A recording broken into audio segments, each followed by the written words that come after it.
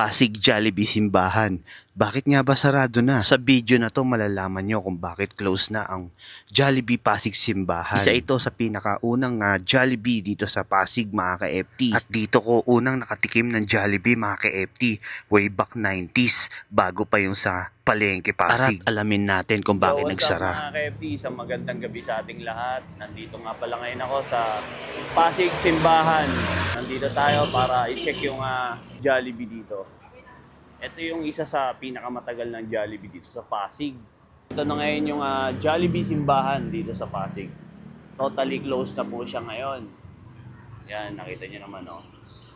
Nakakapanghinayang. At kaya pala siya na-close na dahil po pagmamay-ari pala to ng City Government of Pasig. May nakausap ako dito isang delivery rider. Ang sabi niya is government property siya. Yan. So hindi na na-extend yung kanyang tawag dito, yung upa dito sa simbahan. Kumbaga hindi na na-extend ng LGUs yung pagano dito, upa ng Jollibee. I think 1992 pa ata natayo tong Jollibee na to. Isa ako sa mga tawag dito, naging regular customer nung ako'y bata pa. Dito ako dinadala ng magulang ko. Grabe, ang laki ng ano ko dito, na memories ko rito sa Jollibee na to. Nakapanghinayang pero kasi LGUs pa lang may hawak nito. Parang agaya rin ng McDonald's doon sa kabila. LGUs din ang may hawak ng lupa. Parang naging malungkot na tuloy ngayon dito. Ang lungkot na kasi wala nang Jollibee. Yan. Ako, batang Jollibee rin ako at dito rin ako madalas kumakain nung kabataan ko. Ngayon, sarado na siya. Hindi na tawag dito, binigyan pa ng another years o upa ng LGUs. Sabi ng nakausap ko na delivery riders, gagawin pa lang kalsada. So may magandang idudulot din kasi lalawak na rin ng kalsada rito kasi madalas nagta-traffic dito sa simbahan, lalo na't pagka may mga rush hour or tawag dito, may mga okasyon. Yan.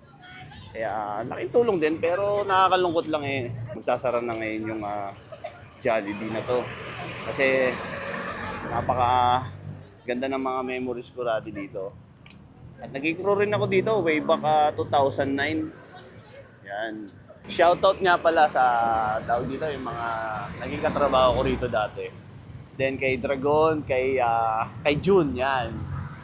Kilala tayo niya ni June. So shoutout po sa inyo. Sana kaya nalipat ngayon tong branch na to. Sa isang banda may maganda namang naidulot kasi magiging magiging malawak na yung daan dito. So mapapaganda pa kasi sobrang kipot naman kasi talaga ng daan dito. Lalo na pag rush hour.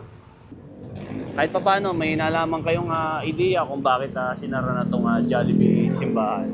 So hanggang dito na lang yung ating update. Maraming salamat nga pala sa lahat ng mga followers ko at mga viewers ko.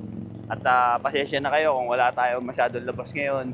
Medyo matumal tayo, gawa ng parang tinatamad din ako maglabas, gawa ng yung aking page hindi pa rin binabalik ni Meta yung earnings ko. Pero ganun pa man, kailangan natin tutuloy ito para sa mga viewers ko, yung mga tawag dito, yung mga fans ko na nanonood lagi sa akin. Maraming salamat po sa inyong suporta.